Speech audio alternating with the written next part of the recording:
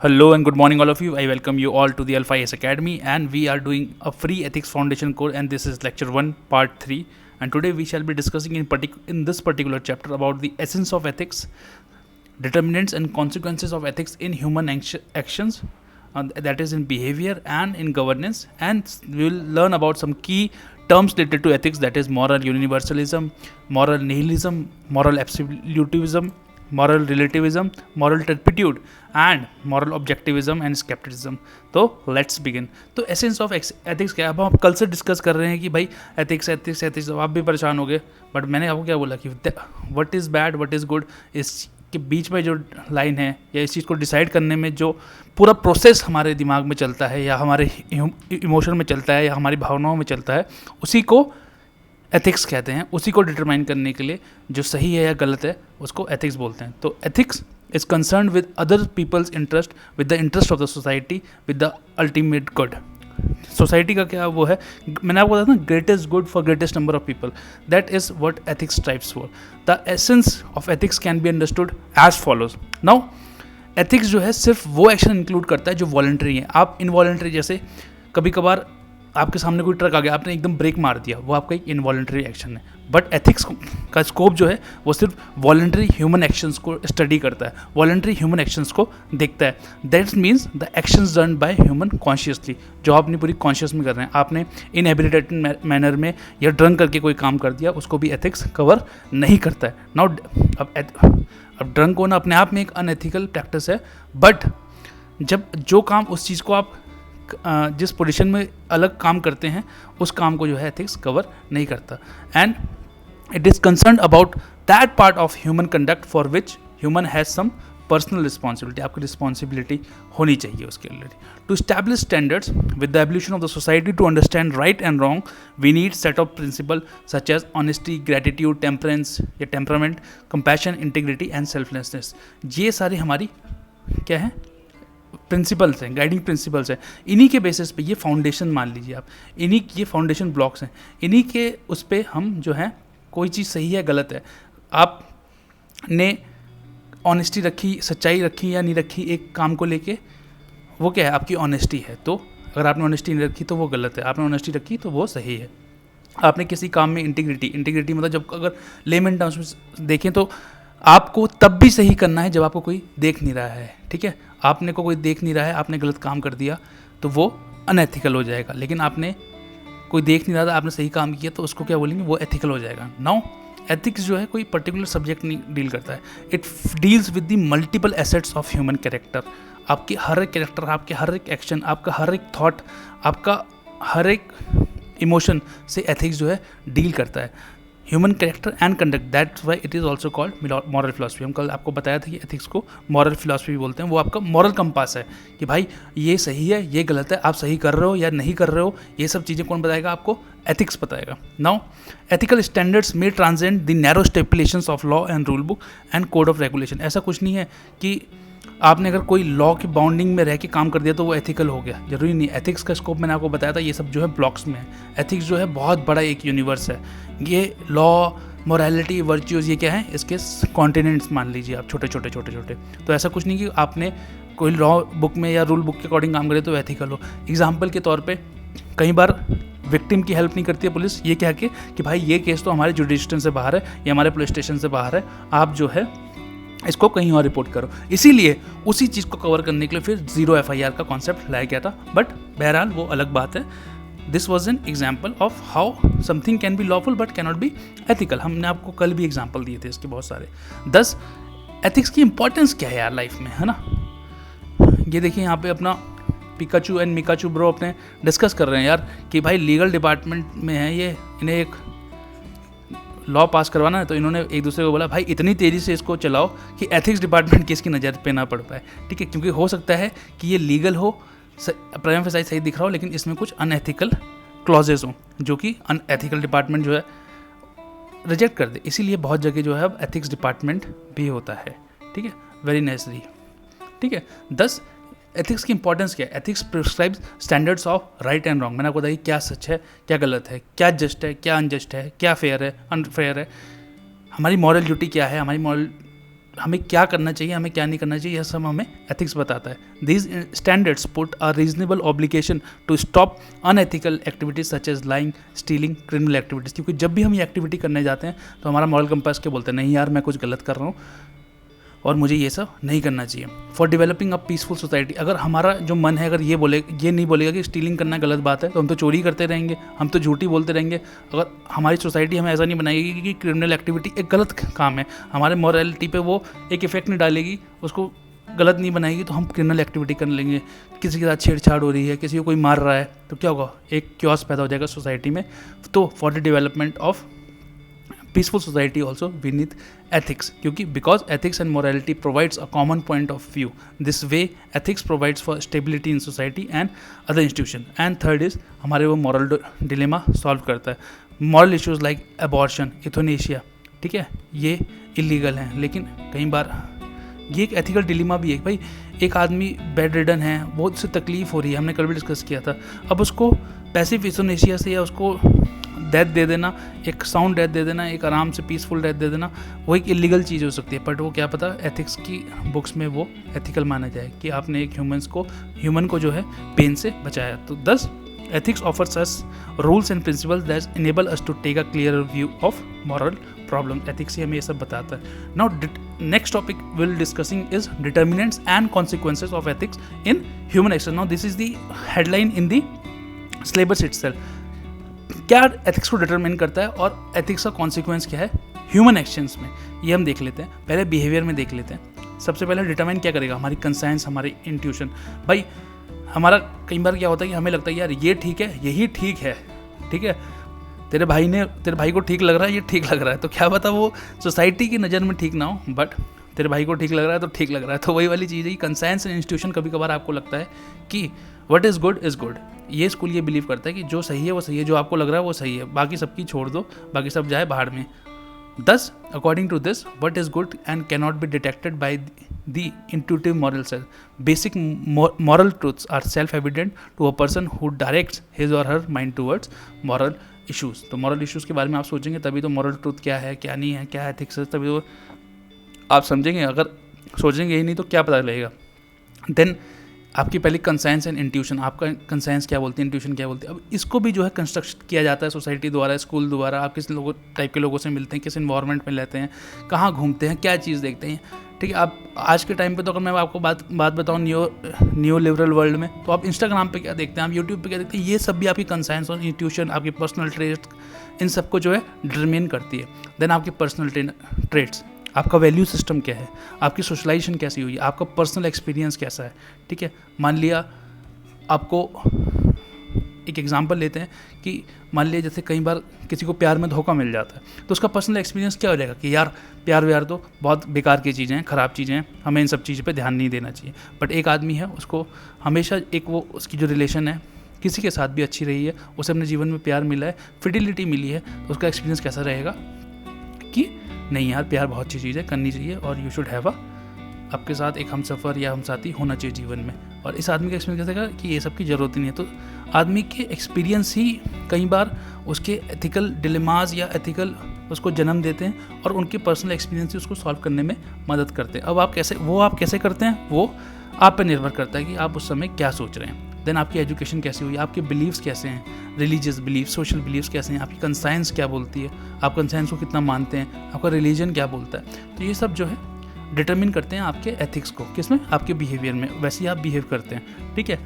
Culture of the society and national values, example के तौर पर जो वेस्टर्न कल्चर है वो थोड़ा इंडिविजुअलिस्टिक है, वहाँ पे प्राइवेसी, इंडिविजुअलिज्म ज़्यादा है. बट हमारे इंडियन कल्चर में इंक्लूसिवनेस है, यूनिवर्सलिज्म है, मल्टीप्लिसिटी है. हमारा इतना विविध डाइवर्स कल्चर है, विविध कल्चर है कि हमें एक दूसरे की रिस्पेक्ट करनी आती है. यहाँ बड़ों की रिस्पेक्ट की जाती है. 18 साल होते ही बच्चों को घर से बाहर नहीं निकाल दिया जाता. अब गलत या सही कुछ नहीं है, वो उनका एक कल्चर है, और दूसरा जो हमारा एक कल्चर है.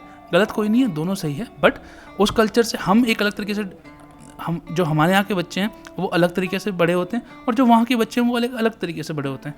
बाकी वहाँ के बच्चे अच्छे हैं, यहाँ के बच्चे ख़राब हैं, यहाँ के बच्चे ज़्यादा अच्छे हैं, वहाँ के बच्चे ख़राब हैं, ऐसा कुछ नहीं है.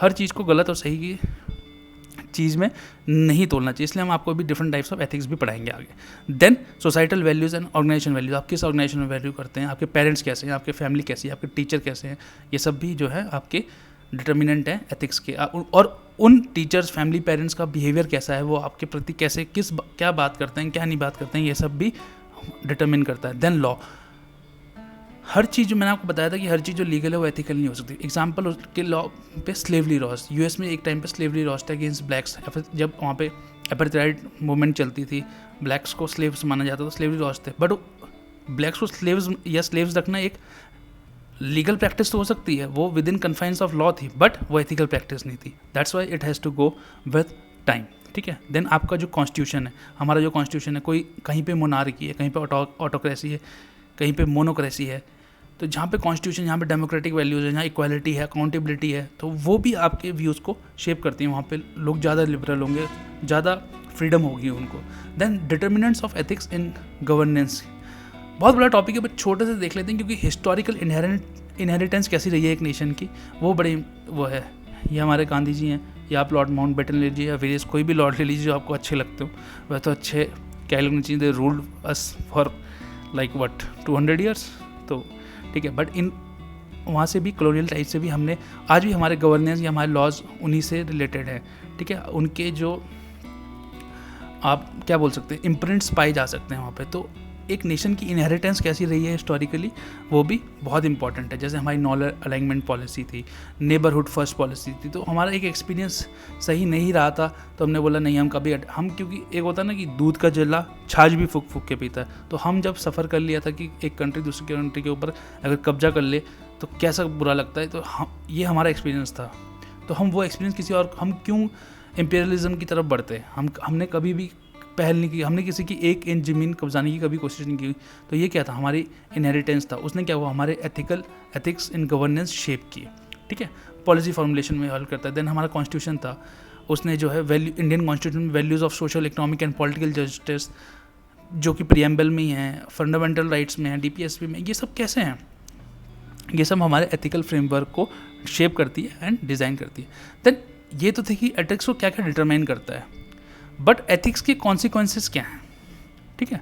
एक होगा कि डिटरमाइन क्या है, कि अब डिटरमाइन हो गए हैं एथिक्स, अब जब आपने डिटरमाइन कर दिया उसके कॉन्सिक्वेंसेस क्या हैं। 10 कॉन्सिक्वेंसेस मैंने आपको बताया कि वो एक टाइप का मॉरल कंपास है, वो हमें बताएगा कि हाउ गुड और bad an act works.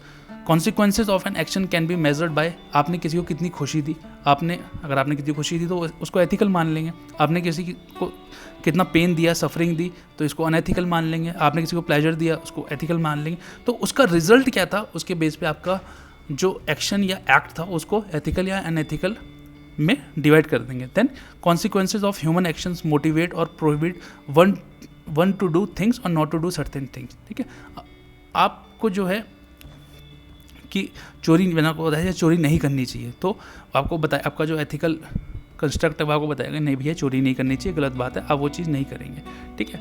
Organisation में जैसे होता है कि भाई वहाँ पे आप एम्प्लॉयज़ को वर्क हार्ड करने के लिए प्रमोट करें, तो कई बार आप उनको मॉरली मोटिवेट करते हैं, बातों से मोटिवेट करते हैं, कभी कभी उनको पिक्यूनरी बेनिफिट्स देते हैं। जैसे अभी क्या हुआ ज़ीरोडा में, अगर आप ज़ीरोडा सुनेंगे, ज़ीरोडा इज़ अ ब्रोकरिंग ऐप, वहाँ पे जो उनके सीईओ थे उन्होंने क्या किया कि जिसका भी बीएमआई एक सर्टेन पॉइंट से नीचे होगा उनको सैलरी का 1.5x मिलेगा। तो आपने क्या किया इससे, आपने इससे ये किया कि आपने अपनी हेल्थ की एम्प्लॉयज़ की हेल्थ को प्रमोट किया, जिससे कि उनके काम पे फ़र्क पड़ेगा, आपकी कंपनी को अच्छा मिलेगा। यहाँ पे आपने एक प्रिक्यूनरी बेनिफिट अपने एम्प्लॉयज़ को दिया, जिससे उनको भी फ़ायदा हो रहा है, आपकी कंपनी को भी फ़ायदा हो रहा है, क्योंकि अगर वो हेल्दी रहेंगे तो वो आप अच्छे काम करेंगे और बेहतर तरीके से काम कर पाएंगे। तो दिस आर दी एग्जाम्पल्स कि कैसे चीज़ें बदल रही है। Then predicting consequences of human actions is difficult, ठीक है। ह्यूमन एक्शंस को प्रिडिक्ट कर पाना बहुत मुश्किल है। 10 जब उसको प्रेडिक्ट कर पाना बहुत मुश्किल है, तो ये पता लगाना पाना भी बहुत मुश्किल हो जाता है कई बार कि कोई एक्ट एथिकल था या इनएथिकल था, ठीक है। 10 it is very important to see कि कोई भी एक्शन एथिकल था या नहीं था। 10 अब हम कुछ की टर्म्स देख लेते हैं एथिक्स से रिलेटेड। सबसे पहली है मॉरल यूनिवर्सलिज्म, ठीक है। मॉरल यूनिवर्सलिज्म का मतलब हुआ कि कोई भी चीज़, कोई भी एक्ट या कोई भी आपका एथिकल स्टैंडर्ड वो जो है यूनिवर्सली एक्सेप्टेबल है, ठीक है, वो जो है यूनिवर्सली एक्सेप्टेबल है, वो हर जगह आपको मिलेगा। ऐसा कुछ नहीं है कि यहाँ पे है यहाँ पे नहीं है, ठीक है, जो यहाँ एक्सेप्टेड है वहाँ हर जगह एक्सेप्टेड होगा, तो वो जो है मॉरल यूनिवर्सलिज्म है, ठीक है। तो वो एक मेटा एथिकल पोजीशन है that some system of ethics और universal ethic applies universally, that is for all similarly situated individual regardless of culture, race, sex, religion, nationality, sexuality or any other distinguishing feature, वो same है, वो किसी से अलग नहीं है, वो आप किसी भी कहीं से भी आएँ, कुछ भी आपका डिस्टिंक्शन हो, लेकिन वो जो मॉरल स्टैंडर्ड है, मान लिया एक्स, वो आपके लिए हमेशा सही ही रहेगा, आप कहीं से भी आ जाए, ठीक है। और ये किसका अपोजिट है? ये मॉरल निहिलिज्म का अपोजिट है ना। मॉरल निहिलिज्म वाले क्या बोलते हैं, वो एक मेटा एथिकल व्यू है दैट कुछ भाई इमोरल मॉरल तो कुछ होता ही नहीं है, ठीक है, तेरे भाई की मर्जी है, जो तेरे को ठीक लग रहा है वो कर, मॉरल इमोरल की बात ही छोड़ दे। तो मॉरल यूनिवर्सलिज्म जहाँ हर चीज़ को सही बताता है ऑब्जेक्टिवली, मॉरलिज्म कहता है कि मॉरल इमोरल तो कुछ होता ही नहीं है। For moral nihilist morality is without universal और even relative truth in any sense, ठीक है। अब आ गया moral absolutism. It is an ethical view that certain actions are absolutely right या wrong regardless of other circumstances such as consequences और intention behind it. अब moral absolutism क्या हुआ, आपने मर्डर कर दिया, गलत बात है, बहुत गलत बात है। मॉरल एब्सोल्यूटिज्म किससे डील नहीं करता, आपकी इंटेंशन क्या थी, आपके सर्कमस्टेंसेस क्या थे, आपने क्या पता किसी को सेल्फ डिफेंस में मारा, क्या पता आपने अपने आप को बचाव करने के लिए किसी का मर्डर कर दिया, या आपके बाय कोई सिचुएशन ऐसी बन गई कि आपको उसका मर्डर करना पड़ा। बट मॉरल एब्सोल्यूटिज्म क्या बोलता है, आपने मर्डर कर दिया, आप गलत हो, बट वो आपकी सिचुएशन और कॉन्सिक्वेंस से डील नहीं करता, ठीक है। नाउ मॉरल रिलेटिविज्म मतलब कि रिलेट कर रहे हो आप कि हाँ ये एक्स जो है वाई के रिस्पेक्ट में सही है। Thus, it may be any of the several philosophical positions concerned with the differences in moral judgments across different people and culture. For example, हम सेक्शन 377 या सेम सेक्स मैरिजेस का topic लेते हैं। अब कहीं कंट्रीज़ में ये सही है, कहीं कंट्रीज़ में तो इन्हें बहुत ही बुरा मानते हैं, और कहीं कंट्रीज़ में तो मतलब अगर आपने ये काम कर दिया तो आपको वो पता नहीं कितने साल के लिए अंदर ही डाल देंगे। तो ये क्या हुआ, ये मॉरल रिलेटिविज्म है कि एक जगह यही चीज़ सेम सेक्स मैरिज ओपन है, कोई दिक्कत नहीं है, और वहीं दूसरी जगह वो गलत है, और कहीं जगह वो बहुत ही ज़्यादा गलत है। ऐसे ही अगर आप किसी और चीज़ की भी बात करें तो बहुत सारी आपको मॉरल रिलेटिविज्म से रिलेटेड चीज़ें मिल जाएंगी कि जो एक जगह सही मिलेंगी या और दूसरी जगह उनको एक सोसाइटी में उनका एक्सेप्टेंस नहीं होगा, ठीक है, और वो चेंज होती रहती है टाइम के अकॉर्डिंग, ठीक है। देन मॉरल टर्पिट्यूड देखो मैं आपको बताता हूँ, आप मर्डर कर दोगे, आप पे मॉरल टर्पिट्यूड का मुकदमा नहीं होगा कभी भी, बट आप किसी के साथ छेड़छाड़ कर दोगे, आपने चोरी करी, आपने डिसऑनेस्टी दिखाई, ये सब क्या है, मॉरल टर्पिट्यूड के केसेस है। Criminal law describes it as conduct contrary to community standards of justice, honesty and good morals. अगर आपने जस्टिस के खिलाफ कुछ किया, आपने ऑनेस्टी नहीं रखी, और आपके जो मॉरल्स थे, जो सोसाइटी के जो स्टैंडर्ड मॉरल्स थे, अगर आप उनके खिलाफ गए तो आपको जो है मॉरल टर्पिट्यूड का जिम्मेदार माना जाएगा कि आपने जो है मॉरल टर्पिट्यूड हो गया। और एक बार मैं आपको बता दूं कि अगर मॉरल टर्पिट्यूड का आपके ऊपर केस हो गया ना, तो आप एग्ज़ाम भी नहीं दे सकते, आप सरकारी नौकरी नहीं कर सकते। Thus, it involves gross violation of standards of moral conduct, vileness such that an act involving moral turpitude was intentionally evil। देखो उसमें क्योंकि बहुत वो इंटेंशनली किया जाता है, इसीलिए उसको माना जाता है। अनइंटेंशनल एक्ट्स को हम मॉरल टर्पिट्यूड की कैटेगरी से बाहर ही रखते हैं, making them act as a crime. Moral objectivism कि भाई एकदम मतलब ऑब्जेक्टिव है, मतलब ये गलत तो गलत है, सही है तो सही है। It does not depend what anyone thinks is right और रॉन्ग। आपको जो लग रहा है, मुझे लग रहा है कि वही वाली बात होगी ना कि तेरे भाई को लग रहा है सही है तो सही है, और एकदम सही है, उसमें मतलब कोई उसे संशय या डाउट ही नहीं है कि सही है गलत है, ठीक है। तो ऑब्जेक्टिवली राइट या रॉन्ग है। That is the view that moral facts are like physical facts in that what the fact are does not depend on what anyone thinks they are. और लोग क्या सोच रहे हैं, उससे कोई मतलब ही नहीं होता जो मॉरल ऑब्जेक्टिव पर्सन होते हैं उन्हें जो सही लगता है वो वही करते हैं। और सबसे लास्ट में आता है मॉरल स्केप्टिसिज्म। स्केप्टिकल का मतलब क्या होता है? डाउटफुल। उन्हें पता ही नहीं होता, वो डाउट में रहते हैं कि यार ये मॉरल है नहीं है। जैसे एग्जांपल लेते हैं राजधर्म। अब कई लोग बोलते हैं भाई राज्य धर्म होना चाहिए, कई लोग बोलते हैं क्यों होना चाहिए, सबकी अपनी अपनी ज़िंदगी है, कोई किसी के अंदर क्यों रहे, ठीक है। 10 अब जैसे अपने ये ब्रो हैं, छोटे स्मॉल ब्रो संतर ब्रो से पूछ रहे हैं, I don't care what your teachers taught you about moral relativism, in my world they are naughty and they are nice. तो हर आदमी, मैंने आपको बताया था कि हर आदमी के मॉरल स्टैंडर्ड्स अलग होते हैं, क्योंकि उसको शेप अलग अलग तरीके से किया जाता है। इनफैक्ट सबके मॉरल, अगर आप एथिकल और मॉरल स्टैंडर्ड्स देखो तो वो आपको यूनिक मिलेंगे। तो मॉरल स्केप्टिसिज्म क्या बोलता है? It names a diverse collection of views that deny और raise doubts about various role of reason in morality. Different versions of moral scepticism deny और doubt moral knowledge, justified moral belief, moral truth, moral facts or properties and reasons to be moral। तो ये एक type का debate है। Moral scepticism वाले debate में believe करते हैं कि हाँ, वो डिबेट करते हैं कि भाई मॉरल कोई चीज़ है या नहीं है। तो इस लेक्चर में इतना ही। Thank you for watching and we shall see you tomorrow. Till then take care, keep healthy and keep smiling. Bye bye.